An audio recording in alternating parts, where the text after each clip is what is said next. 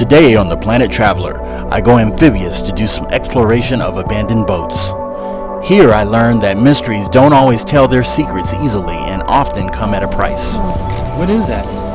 Come with me as I get into it and explore strange phenomena and even pay the price for doing so. Good morning. I'm here in Everett, Washington. So those of you who are not familiar with Everett, Washington, it is home of Boeing. And everybody knows who Boeing is. Boeing is famous for making fantastic jets like the 787. Or they're known for making terrifying jets like the 737-900 MAX. But that's not what we're here to talk about. Today we're here to talk about some urban exploration, amphibious style. We're gonna hit the river and go check out some of these dilapidated boats that are on this river. I heard there are a few abandoned boats, and we're gonna take a couple hours and just go explore that. Let's do it.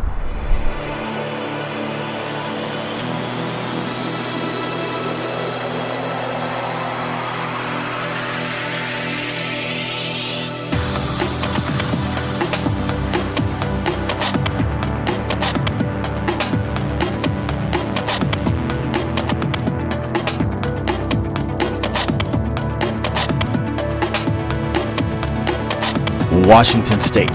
It can be argued that it is one of the most beautiful places on this earth.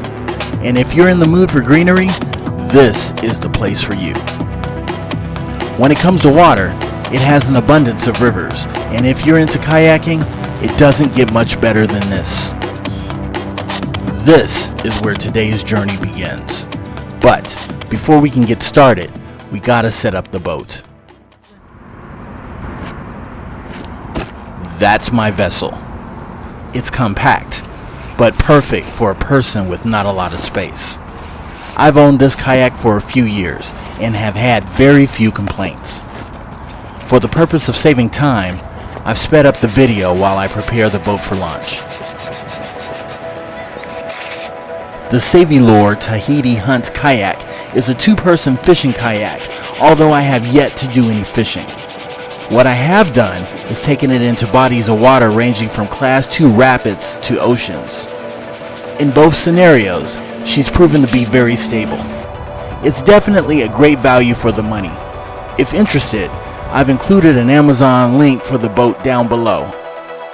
I headed down to the dock and prepared my boat for launch. There couldn't be a more perfect day to go boating than the day I went. I don't know why, but I felt the need to bring a knife. Rubber boats and knives make a bad combination. Ready to go, I put in. The current at Steamboat Slough is based on high and low tides. At the time of day I went, the tide was coming in, so I would be kayaking with the current, which meant it would be hell kayaking back, but I didn't care. Finally, I launched and I was on my way. It wasn't more than 15 or 20 minutes when I stumbled upon my first abandoned boat.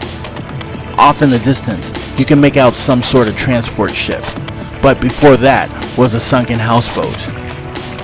Efforts to explore these vessels were thwarted by the no trespassing signs posted everywhere.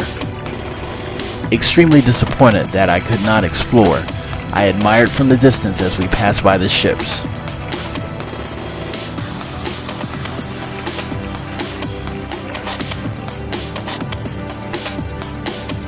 Moving on, we pressed on towards Steamboat Slough. The current got stronger as I kayaked near where another river merged at the slough. At times, it seemed like I was going nowhere, but we managed to get through. As I approached the slough, the kayaking got easier. There was hardly any current and the water became calm.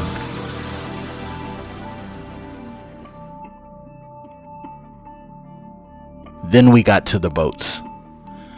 I got a feeling of eeriness as we passed by these ghost-like ships. At this point, I was hardly paddling as we cruised by.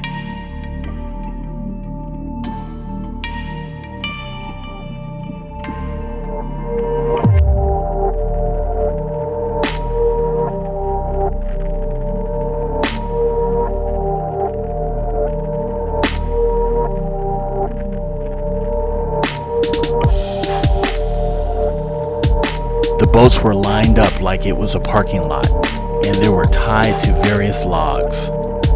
They also had power connected to them. Clearly, someone was living in these boats. We casually cruised by, observing every boat. At this point, we hadn't found an abandoned boat we could explore. The boats seemed weathered, but by no means abandoned. It was quite relaxing as we cruised by each vessel. There were models and makes of every kind. A good number of them had their owners there working on the boats. At that point, I started to doubt that I would ever find a boat to climb aboard and check out.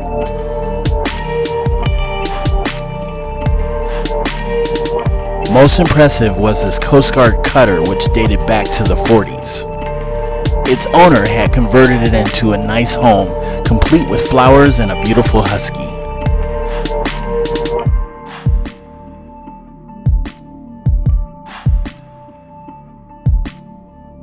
So far, the Island Champion was the highlight of all the boats that we had seen. But now it was time to find something we could get close and personal with.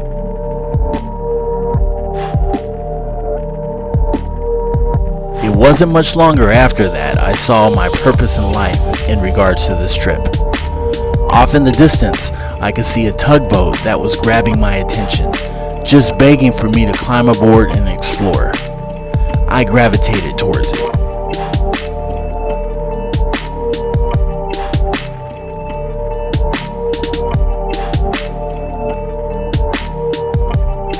I plotted my course and prepared to land next to the ship. My excitement grew with each stroke of the oar as I came closer and closer to the boat.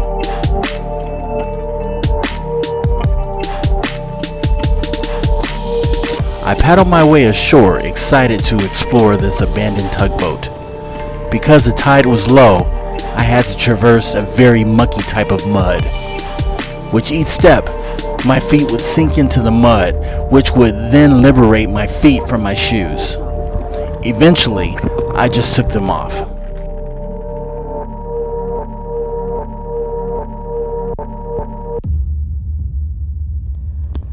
Finally ashore, I was ready to start my exploration of this mystery ship. I reached in my boat for my gear.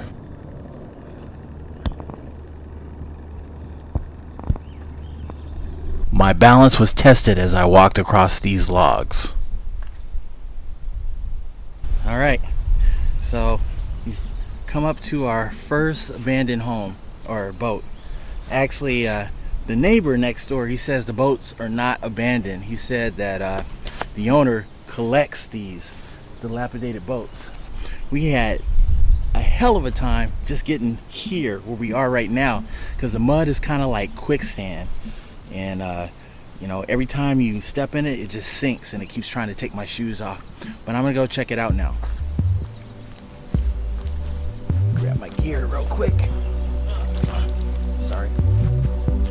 As the tide moved in, the logs became more and more unstable.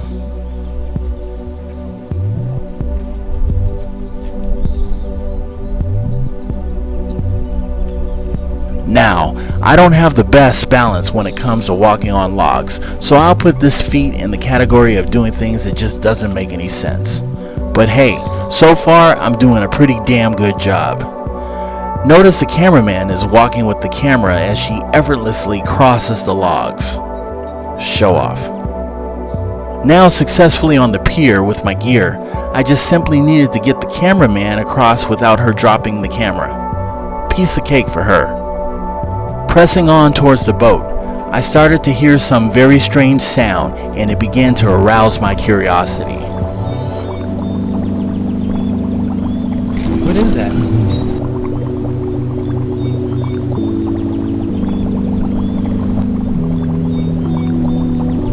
I made my way over to where the sound was coming from in hopes to identify the source. We're going to check out this boat here, and we just happened to notice something suspicious here. There's these odd bubbles coming out. I'm going to try to check it out and see what's going on. Hey.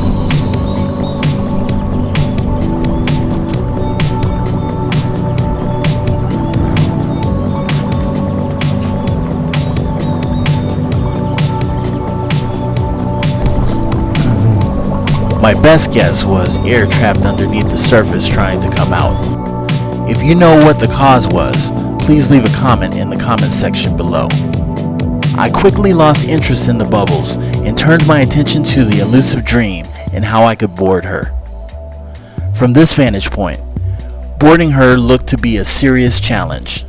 There doesn't seem to be any easy way to access this boat, and I'm sure that's by design. See, clearly,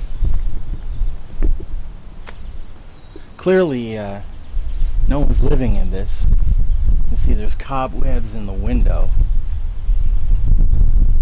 I really want to check this out, but I don't think that's going to happen. Discouraged by what I saw at the back of the boat, I moved my way up to the front, hoping to find a more viable option. The bow was definitely accessible, but would require a level of dexterity I wasn't sure I still possessed. The Elusive Dream was proving to live up to its name because I felt my dream to explore this boat was every bit elusive. Obviously this boat's called Elusive Dream. Doesn't look like much of a dream right now. But that's solid, man. I could actually jump up there and probably climb this. That might look a little suspicious though. Not really recommended. Look at that anchor. That's solid. This boat has definitely seen better days. Ready to throw in the towel, I took one last attempt at possibly mounting the Elusive Dream. That's when I saw the other boat. This boat over here called the Thunder Chief. I really want to go check that out, but it's kind of dodgy. You gotta walk on these wooden planks. I'm afraid one of these logs might roll. Wish me luck. So I set out to make my way to the Thunder Chief. Almost right from the beginning, things were starting to feel wrong. The logs were wobbly, and like I said before, I don't have the best balance. Still, I pressed on in hopes that my baby steps would keep me from falling in. The tide was rolling in, so the logs no longer laid rest on the ground. They were free to roll about, and so they did. I skittishly made my way towards the end of the log.